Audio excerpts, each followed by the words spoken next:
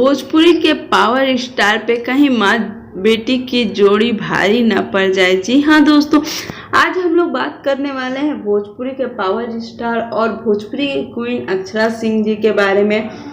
इस समय दोनों सुपरस्टार एक दूसरे से ही होड़ लगाए हुए हैं। जहां एक तरफ पावर स्टार के बैक टू बैक गाने आ रहे हैं, वहीं अक्षरा सिंह भी कहीं पीछे नहीं है, उनके भी गाने बैक टू बैक आ रहे हैं। पवन सिंह का एक गाने का पोस्टर शेयर हुआ जिसका नाम था जबाना कहेला पवन सिंह। उसके बाद आज सुबह सुबह पवन सिंह का एक गाना आया, राजस्थानी गाना, और जैसे ही गाना आया धमाकेदार रहा। गाना की शुरुआत इतनी खूबसूरत हुई, लोगों ने इतना पसंद किया।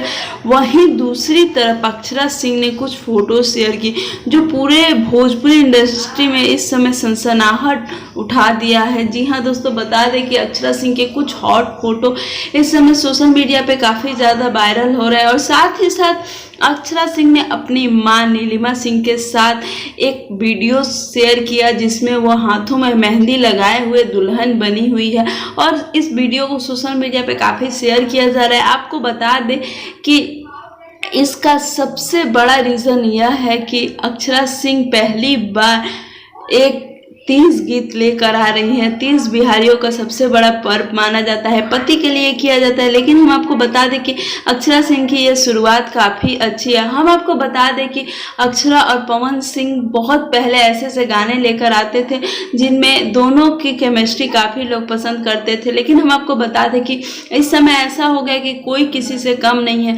एक दूसरे पे ही भारी पड़ रहे हैं।